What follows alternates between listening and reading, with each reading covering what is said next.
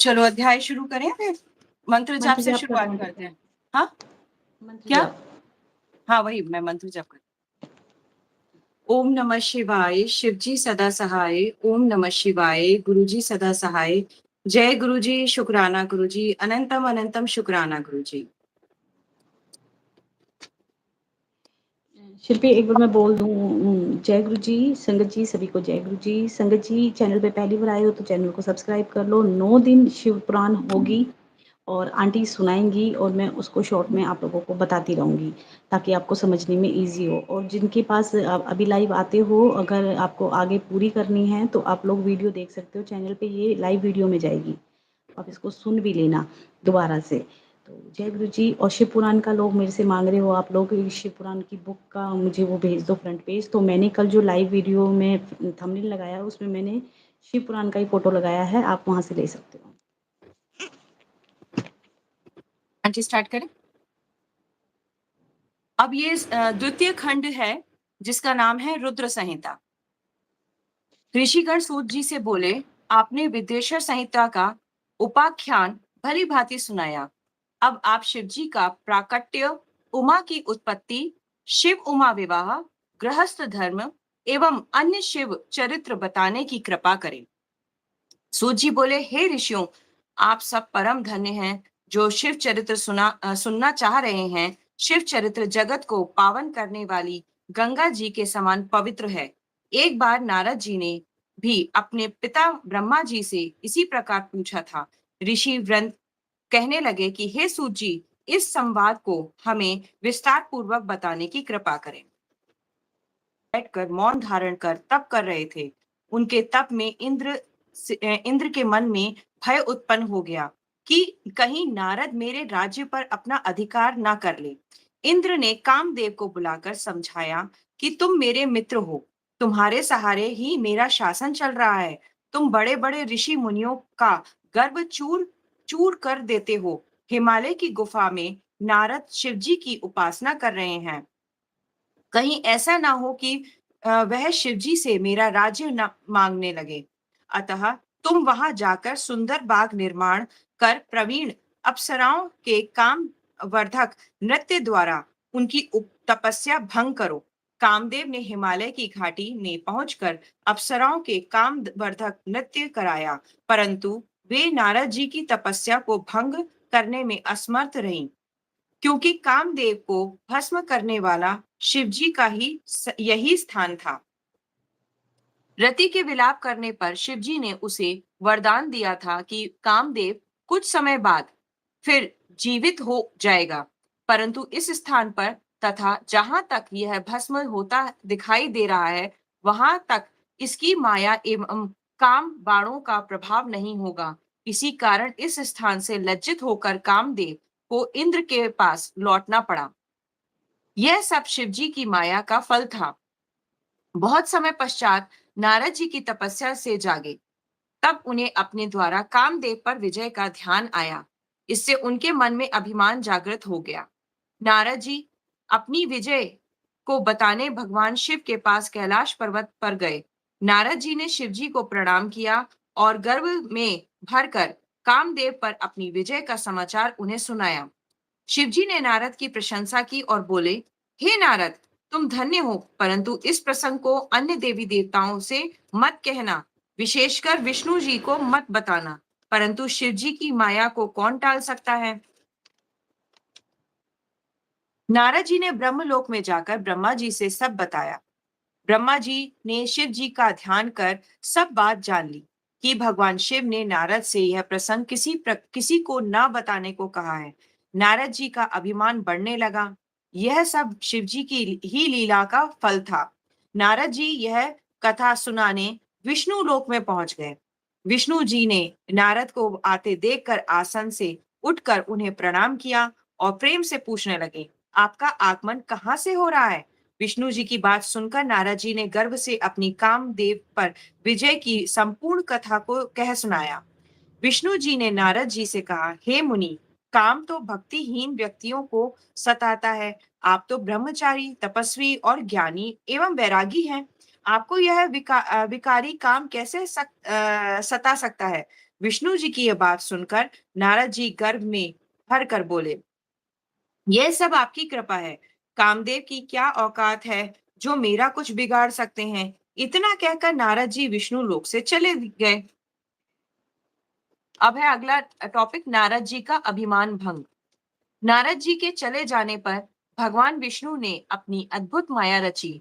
नारद जी के रास्ते में एक नगर का निर्माण कराया। उसके नाम शील निधि रखा।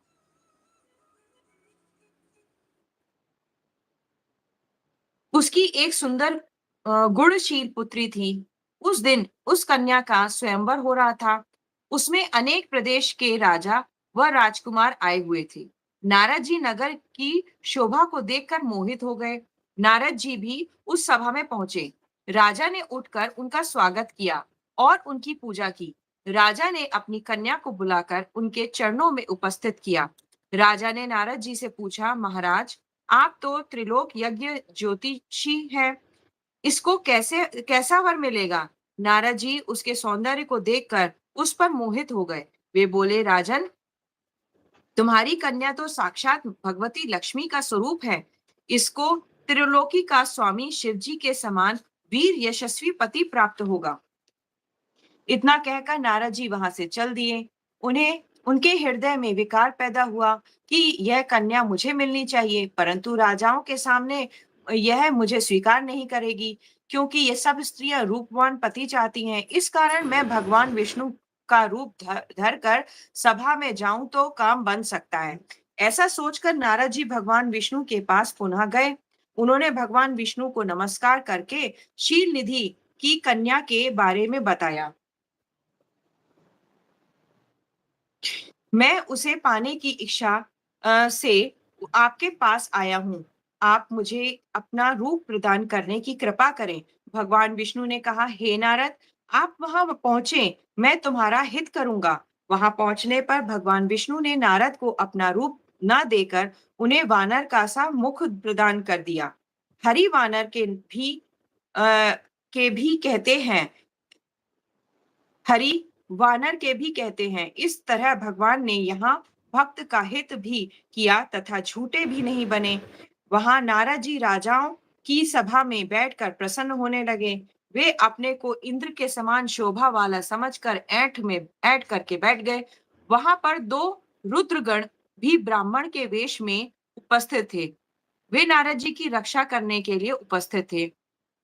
नारद जी के वानर रूप को केवल कन्या ने ही देखा था। इस भेष को रुद्रगण भी जान गए थे। वे उनकी हंसी उड़ाने लगे। जब कन्या स्वर्ण की जयमाला लेकर स्वयंवर में उपस्थित हुई तो नारद को देखते क्रोधित हो गई। उसने नारद जी की तरफ मुंह उठाकर भी नहीं देखा। वहां राजा के वेश में विष्णु जी भी उपस्थित थे, जो कन्या को विवाह करके ले गए। रुद्रगणों ने नारद जी से कहा, आप दर्पण में जाकर अपना चेहरा देखो, जो वानर का सा बना हुआ है। जब नारद जी ने अपना मुख दर्पण में देखा तो क्रोध से भर गए। उन्होंने रुद्रगण को श्राप दे डाला कि तुमने मेरी हंसी उड़ाई है, अतः दोनों राक्षस बन जाओ।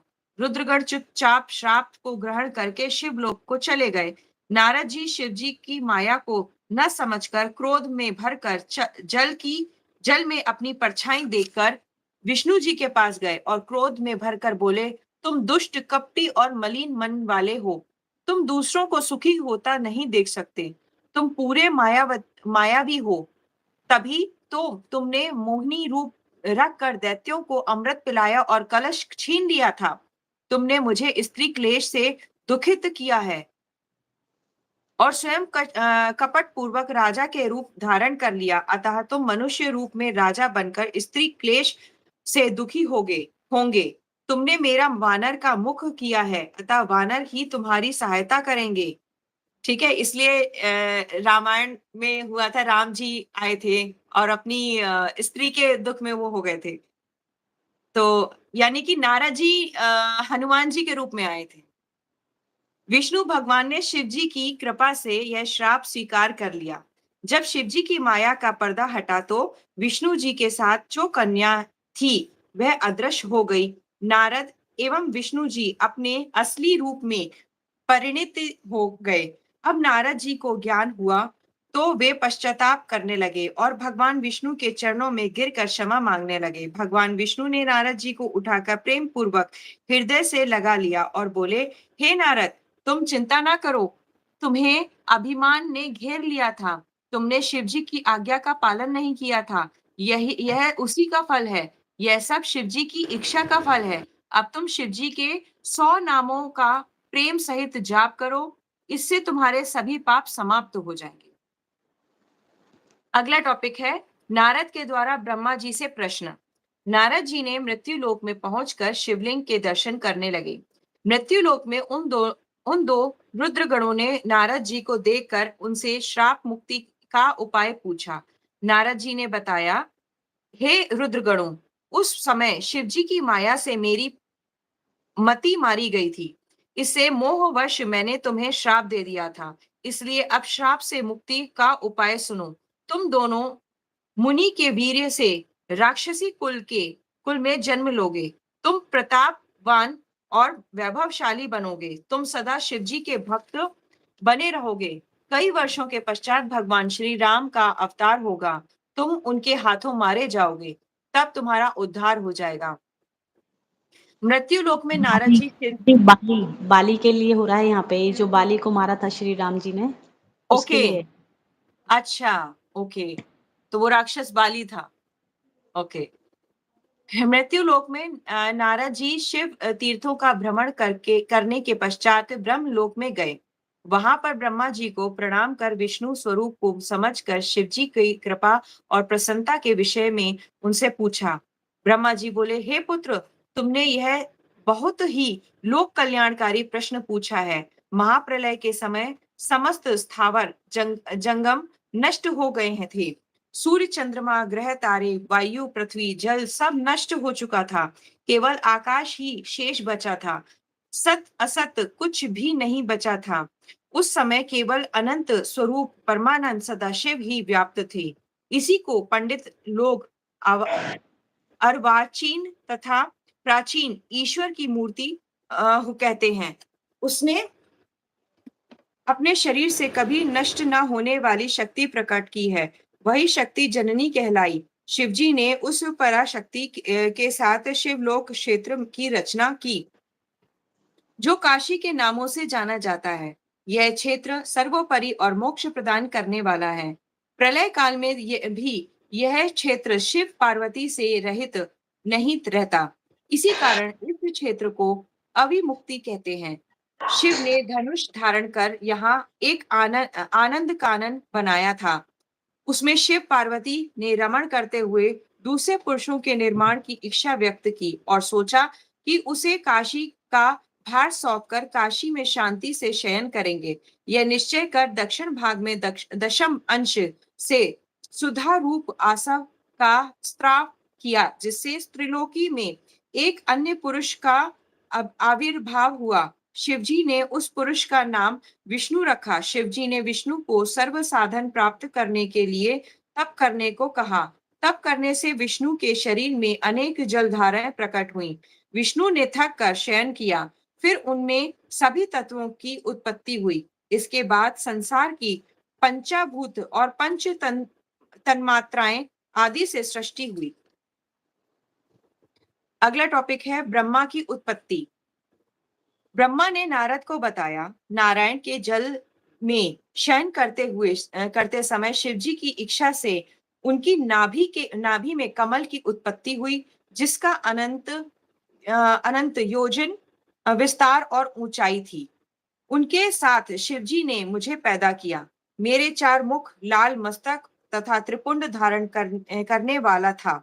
मैंने उस समय कमल के अतिरिक्त किसी को नहीं देखा। मैं अपने कर्ता के संबंध में जानना चाहता था। बुद्धि विकसित होने पर कमल की नाल में मैं नीचे को उतरा। एक एक नाल को पकड़कर मैं 100 वर्ष तक नीचे को उतरता चला गया, परंतु मुझे कमल की जड़ का ज्ञान नहीं हो सका। फिर नाल के रास्ते बाहर निकला तो कमल की कली मिली। उस समय मुझे एक वाणी सुनाई दी कि तप करो। मैं तप करने लगा।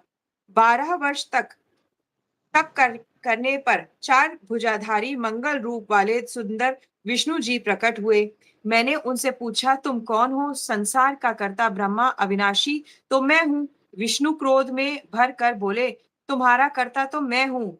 तुम मेरी नाभि से उत्पन्न मेरे अंश हो। यह चराचर संसार मुझ में स्थित है। तुम मेरी शरण में रहो, मैं सब दुखों से तुम्हारी रक्षा करूंगा। इससे हम दोनों में भयंकर युद्ध होने लगा तथा इसी बीच में हमारे मध्य में एक लिंग प्रकट हुआ। हम दोनों ने युद्ध को बंद करके उस लिंग को नमस्कार किया। तब वास्तविक रूप में दर्शन करके लिंग की स्तुति करने लगे। अगला टॉपिक है प्रवण व्याख्या। ब्रह्मा जी ने नारद को बताया, उस समय आकाश से गंभीर वाणी में ओम ओम की ध्वनि होने लगी। विष्णु जी ने लिंग में भी ओम आदि अक्षरों को देखा। हम विचार करने लगे कि यह कहाँ से प्रकट हुआ है। उसी समय एक ऋषि प्रकट हुए। विष्णु जी ने ऋषि से पूछकर शिव जी का ज्ञान प्राप्त किया। उन्होंने बताया कि एक ओमकार के द्वारा ही शिव जी को जाना जा सकता है। यह एकाक्षर ओम सत्य आनंद अमृत परात्पर ब्रह्म है। उसी एकाक्षर बीज रूप अंड से मेरा ब्रह्म जन्म हुआ है। उस ओम का आकार विष्णु है, साकार शिव है। उमा का मोह न करने वाला मकार नित्य स्वरूप है। स्वर्णमय अंड इसी से उत्पन्न हुआ है, जो ऊपर के भाग से आकाश तथा नीचे के भाग से 5 तत्व वाली पृथ्वी प्रकट हुई है। इसके बाद 38 अक्षरों वाला वह मंत्र प्रकट हुआ, जो बुद्धिदायक धर्म अर्थ का साधक है। फिर मृत्युंजय मंत्र उत्पन्न हुआ। इसमें ओम जूम सम अथवा त्र्यंबक यजामहे इत्यादि का कहा जाता है। इसके साथ ही पंचाक्षर मंत्र नमः शिवाय है तथा शम्यो चिंतामणि मंत्र उत्पन्न हुआ। दक्षिण मूर्ति मंत्र भी उत्पन्न हुआ। इसके पश्चात तत्वामासी महावाक्य उत्पन्न हुआ। विष्णु जी ने इन सभी मंत्रों को जपना प्रारंभ किया और हम दोनों ने प्रसन्न चित्त होकर स्तुति प्रारंभ की। अगला टॉपिक है ब्रह्मा विष्णु का उपदेश। ब्रह्मा विष्णु को उपदेश। विष्णु जी की स्तुति से भगवान शिव प्रसन्न हो गए। उन्होंने सुनो, मुझे अभी नेक्स्ट टॉपिक बोलते हो ना, आप टॉपिक के साथ जय गुरु जी या ओम नमः शिवाय बोला करो। ठीक है, ठीक है। उन्होंने मुझे और विष्णु जी को वेदों का उपदेश दिया। विष्णु जी ने शिव जी से पूछा, हे प्रभु, आप किस प्रकार प्रसन्न होते हो? शिव जी ने बताया, मैं तुमसे अति प्रसन्न हूँ। तुम किसी बात की चिंता ना करो। मेरा लिंग सदैव पूज्य है। इसी पूजा से तुम्हारा भी दुख दूर हुआ है। सभी प्राणी मुझे लिंग रूप में पूजकर अपने समस्त दुख दूर कर सकते हैं। मैं तरह तरह के फलों और मनोरथ को देने वाला हूँ। तुम मेरी पार्थिव मूर्ति बनाकर पूजा करो। तुम्हारे अंग से मेरा जो अंग पैदा होगा वह रुद्र कहलाएगा। हे ब्रह्मा, तुम सृष्टि के कर्ता बनो। विष्णु सृष्टि के पालक बने। उमा रूपी प्रकृति की शक्ति सरस्वती ब्रह्मा की पत्नी बने तथा यही उमा रूपी प्रकृति लक्ष्मी रूप से विष्णु की पत्नी बने। यही पराशक्ति कभी काली के नाम से मेरे अंश से प्रकट होगी और कार्य सिद्धि के लिए ज्योति से प्रकट होगी। आप दोनों की पत्नियां परम मंगलमयी कहलाएंगी। ओम नमः शिवाय। अगला टॉपिक है ब्रह्मा विष्णु और रुद्र की आयु। शिवजी बोले, हे विष्णु, तुम सदैव तीनों लोकों में पूज्य और मान्य रहोगे। ब्रह्मा द्वारा रचित की गई सृष्टि के लोगों को के दुख दर्द को तुम दूर ही करोगे। अनेकों अवतार ग्रहण करके तुम जीवों का उद्धार करोगे। हे नारद, इतना कहकर विष्णु को मेरा हाथ जोड़ पकड़ाकर शिवजी ने कहा कि तुम सदैव इसके दुख में सहायता करना। तुम सबके अध्यक्ष और मुक्ति के दायक हो। हे हरि, यदि तुम पर कोई संकट आ पड़े तो तुम मुझे रुद्र का भजन करना। मुझ रुद्र का भजन करना। जो मेरे आश्रय में आ जाता है उसके सभी दुख दूर हो जाते हैं। अब तुम तीनों देवों की आयु सुनो। 30 दिन का एक मास, 12 मास का एक वर्ष, 100 वर्ष का ब्रह्मा का एक दिन। इस प्रकार वर्ष प्रमाण से ब्रह्मा की आयु 100 वर्ष है। विष्णु का एक दिन ब्रह्मा के एक वर्ष के बराबर है। उनकी आयु इसी प्रमाण से 100 वर्ष तक है। विष्णु का एक वर्ष रुद्र के एक दिन के बराबर है। इसी से तुमसे वे भी 100 वर्ष की आयु वाले हैं। शिव का उत्थान तो आश्रय है। फिर शिव जी अपना वरद हाथ विष्णु के समस्त मस्तक पर रखकर अंतर्ध्यान हो गए। तभी से इस लोक में लिंग की पूजा का प्रचलन प्रारंभ हुआ।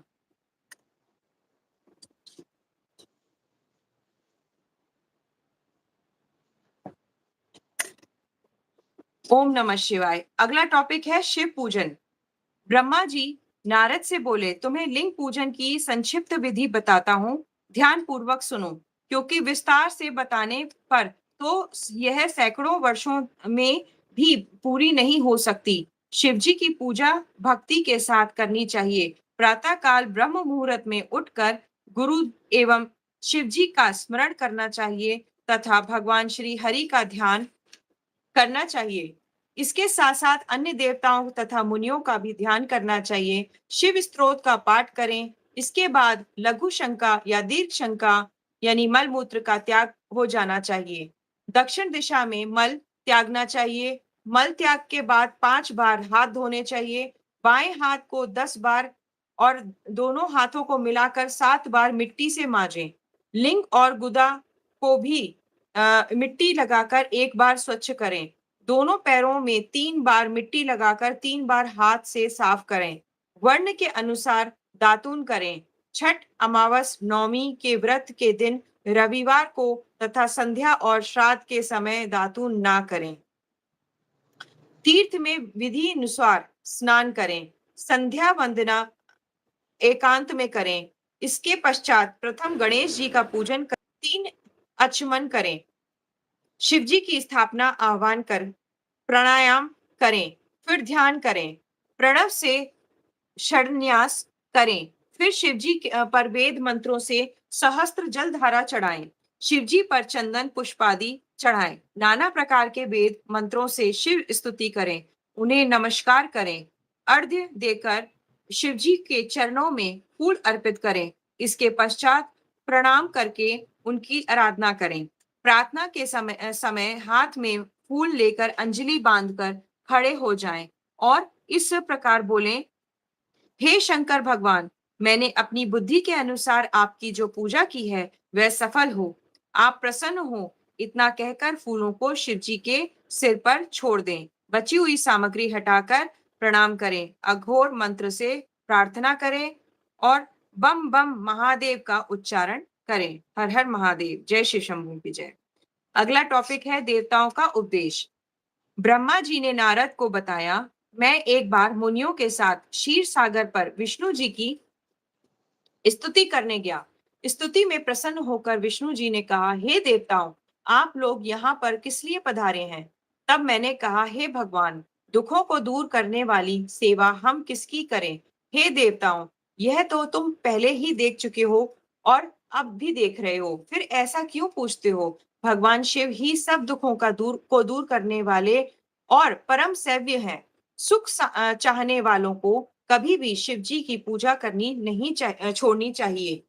मनुष्य को सभी प्रकार के सुख शिव जी की पूजा करने से प्राप्त होती है। इसके अतिरिक्त मुक्ति भी मिल जाती है। विष्णु जी की बात सुनकर सभी देवताओं ने शिव जी को प्रणाम किया और सभी कर्मों की सिद्धि के लिए शिवलिंग की पूजा अर्चना करने लगे।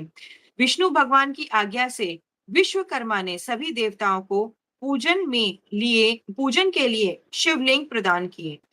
परम राग मणि का लिंग इंद्र को, सोने का कुबेर को, पीतमणि का धर्मराज को, श्याम वर्ण का वरुण को, नील मणि का लिंग विष्णु को, सुवर्णमय लिंग ब्रह्मा को, चांदी का लिंग विश्वदेव को, पीतल का लिंग वसुओं को, स्फटिक मणि का लिंग अश्विनी कुमारों को तांबे का लिंग, लक्ष्मी को मोती का लिंग, आदित्यों को ब्रज का लिंग, चंद्रमा व ब्राह्मणों को दिया गया है। ब्राह्मणों की पत्नियों को मिट्टी का लिंग, नागों को चंदन का लिंग, देवों को मक्खन का लिंग, योगियों को भस्म का लिंग, यक्षों को दही का लिंग, छाया को मिट्टी का लिंग प्रदान किया गया है। इस प्रकार सभी को जब लिंगों की प्राप्ति हो गई, तब मैं विष्णु जी के वचनों को मानकर देवताओं सहित घर लौट आया।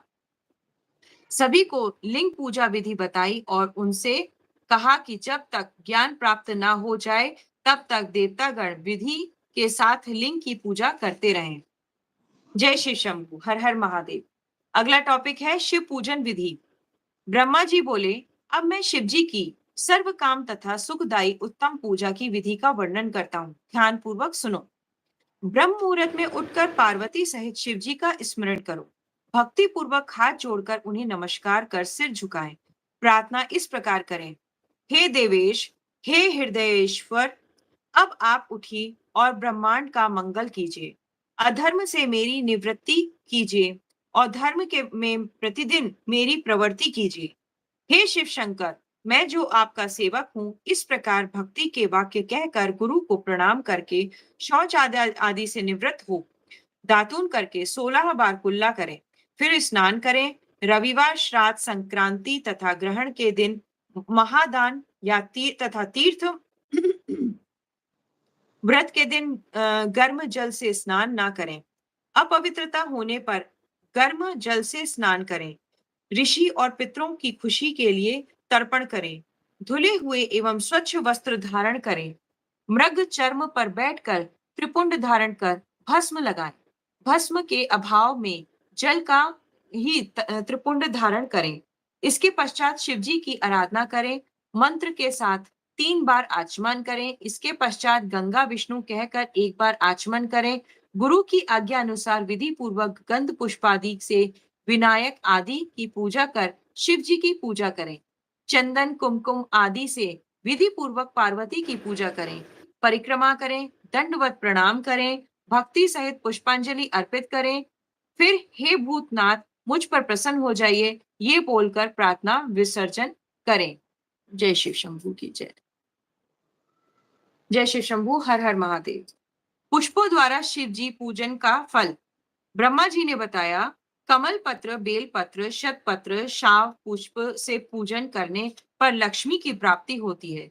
20 कमल का एक प्रस्थ, 1 सहस्त्र बेल पत्रों का आधा प्रस्थ होता है। 16 पल का एक प्रस्थ तथा 10 रंक का एक पल होता है।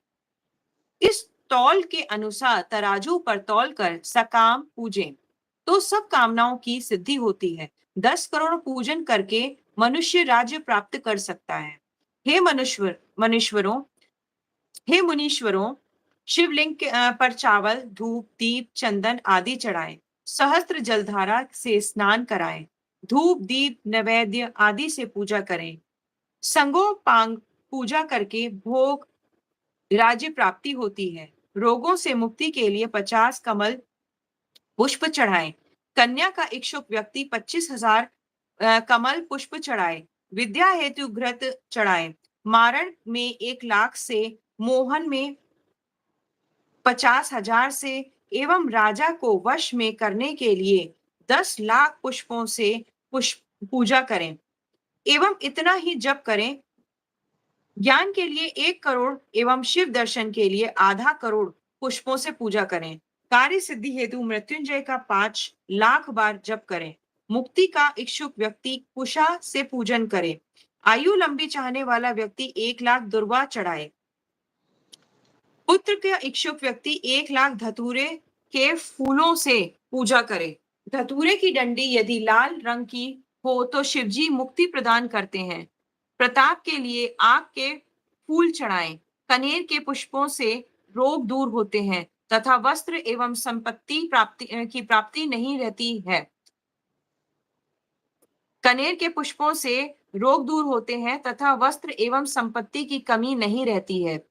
राई के पुष्प चढ़ाने से शत्रु की मृत्यु निश्चित होती है। चंपा और केतकी के फूलों को छोड़कर शिवजी पर सभी प्रकार के फूल चढ़ाए जा सकते हैं। चावलों को चढ़ाने से लक्ष्मी की वृद्धि होती है। 1 लाख पल तिल चढ़ाने से महापाप का नाश होता है। 1 लाख या 8 प्रस्त जौ चढ़ाने से स्वर्ग सुख की प्राप्ति होती है। ज्वर शांति के लिए जलधारा मंगल देता है। इसमें रुद्र जाप, मृत्युंजय जाप, रुद्र सूक्ष्म आदि का जाप श्रेष्ठ होता है। गंगा जल से मुक्ति प्राप्त होती है। हर हर महादेव। जय श्री शंभू की जय। कुछ बोलना है? आज नहीं बोल पाऊंगी आंटी, वो बहुत शोर कर रहे हैं, म्यूट करके बैठे हुए अच्छा हैं। ठीक है, कोई बात नहीं। तो अगला टॉपिक है कैलाश और बैकुंठ आदि की उत्पत्ति। नारद से ब्रह्मा जी बोले, अब शिव जी अंतर्ध्यान हो गए। तब मैंने हंस का और विष्णु जी ने वाराह का रूप धारण किया। हंस की ऊपर जाने की गति निश्चित होती है और नीर विवेक के कारण तत्व ज्ञान को जानने में तथा तत्व का निर्णय करने में समर्थ है, और वाराह की गति नीचे उतरने में निश्चल होती है। इसी रूप द्वारा विष्णु जी ने वाराह कल्प रचना चाहा था। इसी दिन में वाराह कल्प कहलाया। ये वाराह कल्प क्या होता है? कुछ आइडिया है? अच्छा छोड़ो। शिव जी का ध्यान कर मैंने सृष्टि की रचना प्रारंभ की। प्रथम जल की उत्पत्ति की। उसमें से अंजलि भर जल से 24 तत्वों का एक अंड बनाया। वह अंड बृहत होता गया। उसके विराट हो जाने पर मैंने भगवान विष्णु का ध्यान किया। उन्होंने अंड में प्रवेश कर उसे चेतन किया। उसके सहस्त्र पैर, सहस्त्र हाथ, सहस्त्र नेत्र, सहस्त्र सिर आदि प्रकट हो गए। उस विराट पुरुष ने सारी पृथ्वी को ढक लिया। फिर विष्णु कैलाश से ऊपर बैकुंठ को चले गए। मैंने सृष्टि रचना प्रारंभ कर दी। पहले पाप की सृष्टि की, जिसमें अविद्या और तप की प्रधानता थी। इसमें स्थावरों की रचना की। इसके बाद शिव जी का ध्यान करके तिरछे जीवों की रचना की। फिर सात्विकी देवताओं की रचना की। शिव जी की आज्ञा के ऐसे रजोगुण वाले मनुष्यों की रचना की। इस प्रकार 5 तरह की सृष्टि हो गई। फिर महत सर्ग, सूक्ष्म भौतिक सर्ग तथा वैकारिक सर्ग उत्पन्न किए। वैकारिक सर्ग से प्राकृतिक 8 प्रकार की सृष्टि हुई। तो नवा कुमार सर्ग उत्पन्न किया। फिर उपयोगी द्विगात्मक सर्ग उत्पन्न किया, जिसमें सनकादिक को का महान कौमार सर्ग उत्पन्न किया। ये मेरे मानस पुत्र कहलाए। जब मैंने इनसे सृष्टि रचने को कहा तो मेरे नेत्रों से अश्रु टपकने लगे।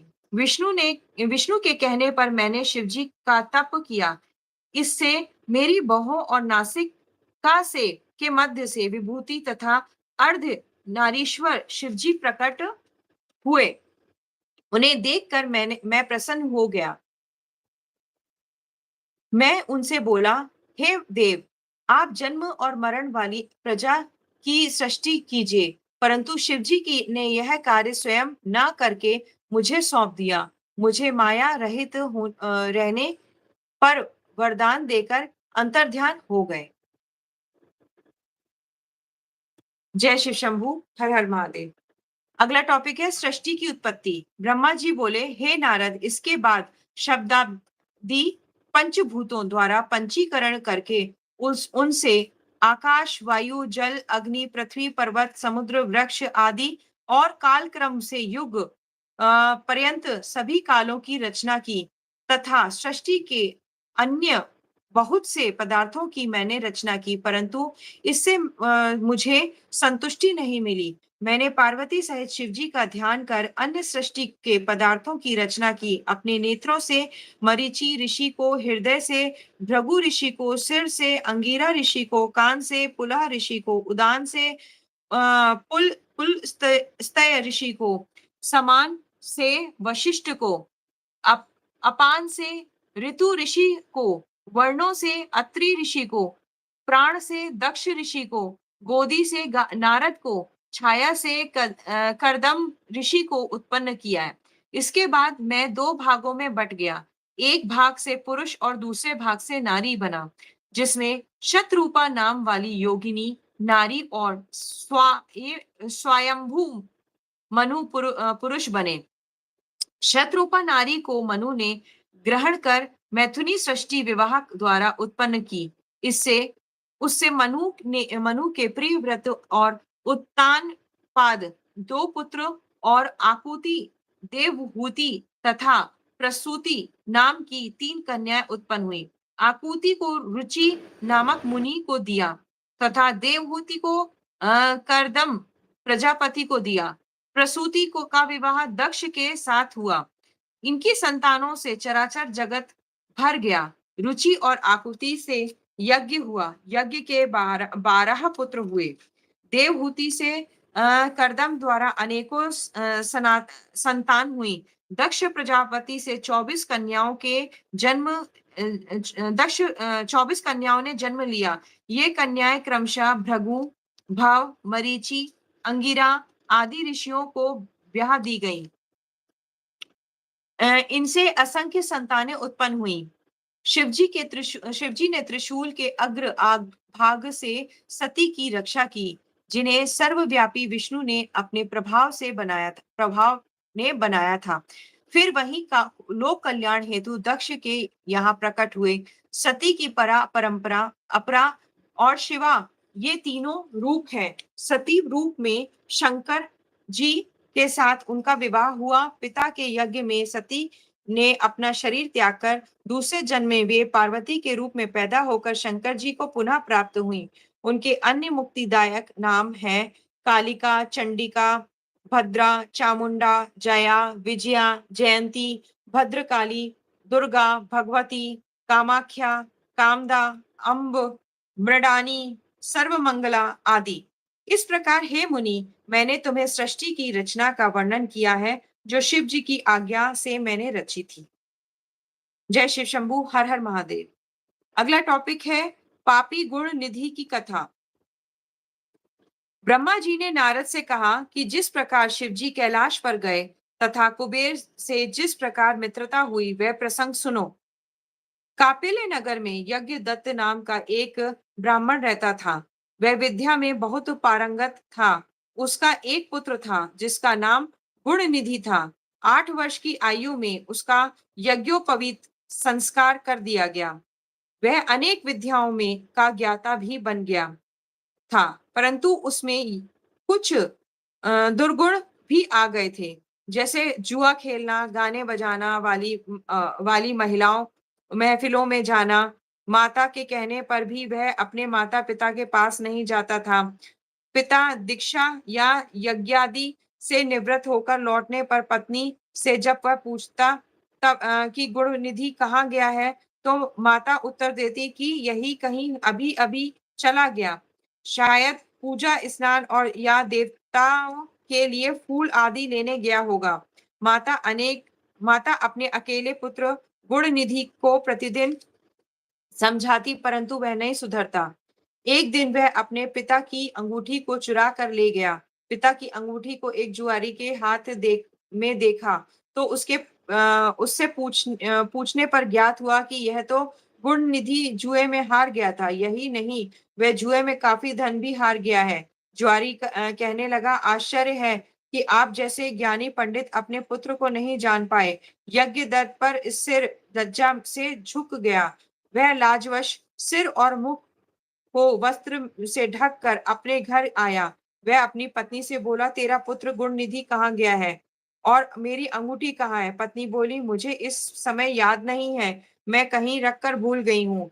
यज्ञ दत्त गुस्से में उसे बोला, सत्य कह रही हो, निकम्मे पुत्र को जन्म देने वाली तू अभी असत्यवादिनी है। मैंने जब जब भी पूछा गुणनिधि कहाँ है, तो तू झूठ बोलकर मुझे बहला देती थी। अन्य वस्तुएं भी घर से गायब थीं। पुत्र को बिगाड़ने में माता का दोष देखकर उसने जल लेकर दोनों को तिलांजलि दे दी तथा किसी दूसरी ब्राह्मण कन्या से विवाह कर लिया।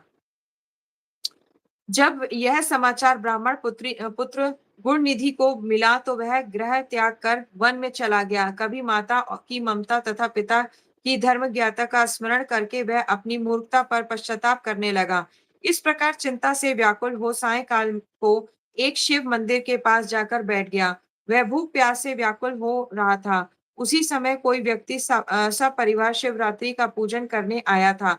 उसने पूजा करने के बाद घर घर से लाए पकवान आदि शिवलिंग पर चढ़ाए और वहीं सभी सो गए।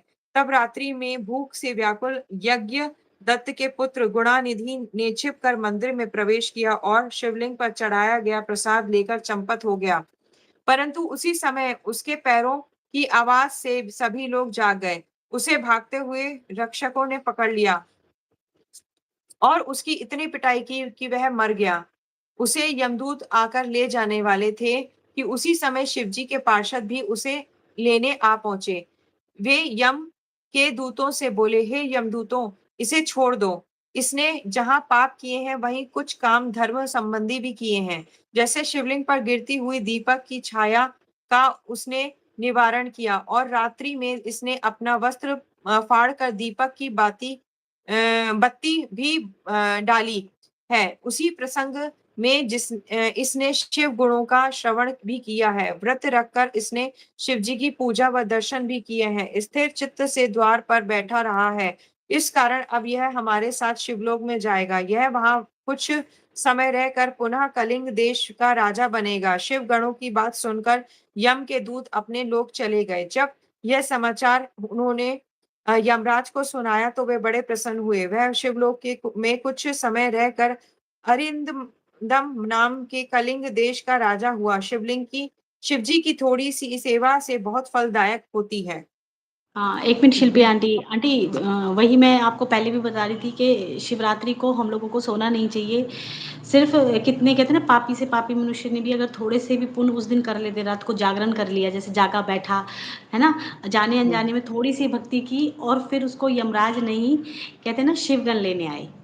तो है ना? तो मरने के बाद शिवलोक को गया। तो ये शिव पुराण हमें ये भी सिखाती है कि अगर हम थोड़ा से भी भक्ति, कैसे ना, मन से, भाव से भी नहीं, अनजाने में भी कर देते हैं, तो भी भोले बाबा इतने भोले हैं कि वो सही हम बात पे है। करते हैं। अब ये इसने अनजाने में ही की, लेकिन उसको भी शिव जी ने अपना लिया। ये बिल्कुल। देखिए, तो भोले बाबा तो हैं ही भोले आंटी, बहुत बहुत छोटी-छोटी ज्यादा चीज़ों के बोले लिए ना हैं, बहुत कितना ज्यादा। कितना कुछ देते हैं ना हम लोग। लेकिन सही बात। हमारा कहते हैं आंटी, देखो हम रोज़ फ़ोन लेते हैं, मैं थोड़ा-सा बोलूँगी, रोज़ फ़ोन लेते हैं, रोज़ खाली होता है, हम रोज़ चार्जिंग करते हैं। हमारी बॉडी, हमारा दिमाग, हमारी भक्ति कहाँ रिचार्ज हो रही है? कभी रिचार्ज नहीं करते हम, क्योंकि किसी तरफ धार्मिक चीज़ों की तरफ नहीं जाएँगे, हम रिचार्ज कर ही नहीं रहे हैं अपने आप को।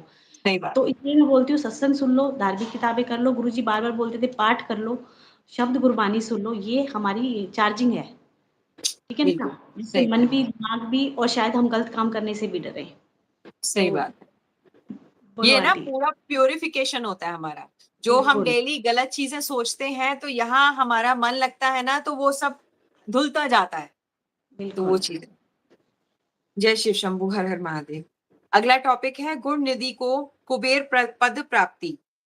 ब्रह्मा जी ने नारद को बताया, जब मेरा प्रथम कल्प पूरा हुआ तब उसमें मेरे मानस पुत्र पुलस्त्य से विश्रवा का जन्म हुआ। विश्रवा के वैष्णव पुत्र हुआ।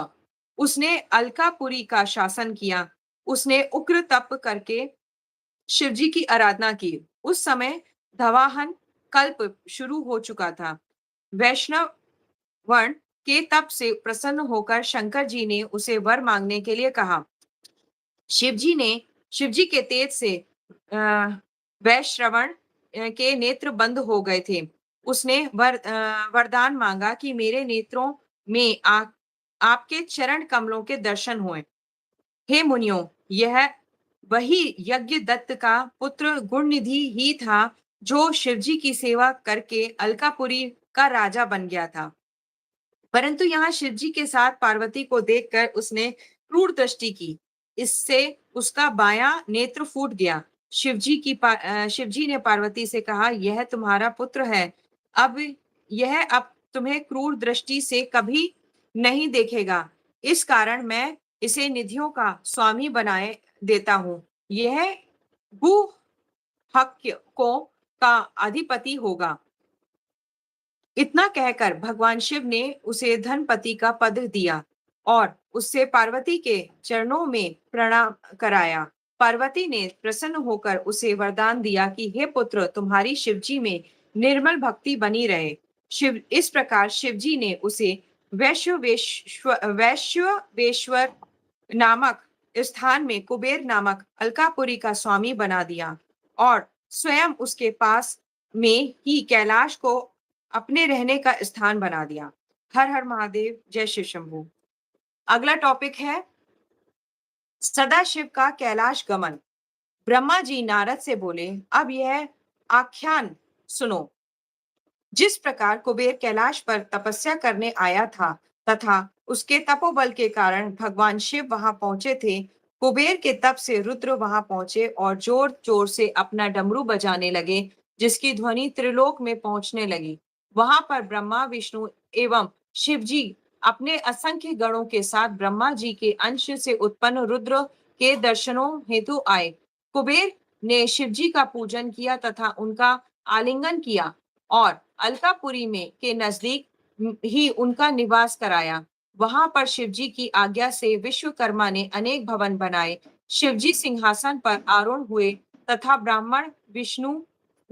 तथा ब्रह्मा, विष्णु और देवताओं ने उनकी स्तुति की। शिवजी ने सब की मनोकामनाएं पूर्ण की। सभी प्रसन्नता पूर्वक अपने अपने निवास स्थान को प्रस्थान कर गए। हर हर महादेव, जय शिव शंभू। यहाँ पर द्वितीय खंड समाप्त होता है।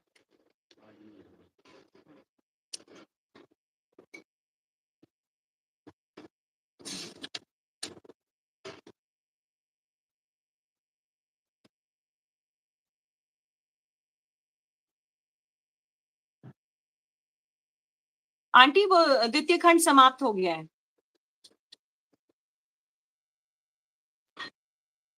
ठीक है, तो आपकी आवाज नहीं आ रही आंटी। म्यूट करके बैठी थी मैं ये कह रही हूँ कल सुबह कर लेना आंटी फिर बाकी। तो कल सुबह का टाइमिंग आप शेयर कर दो सबसे। हाँ 11 बजे, सुबह 11 बजे मैं फिर कल सुबह 11 बजे हम इसी चैनल पे लाइव होंगे और तृतीय खंड हम कल सुबह पढ़ेंगे।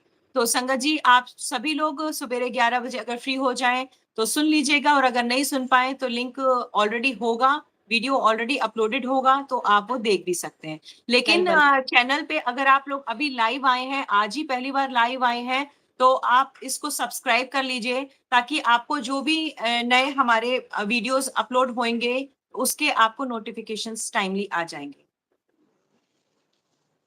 तो अभी समापन करते हैं और गुरुजी से शुक्राना कर देते हैं, उनका मंत्र जाप करते हैं। ओम नमः शिवाय, शिवजी सदा सहाय। ओम नमः शिवाय, गुरुजी सदा सहाय। जय गुरुजी, शुक्राना गुरुजी, अनंतम अनंतम शुक्राना। जय गुरुजी, प्यारी संगत, जय गुरुजी।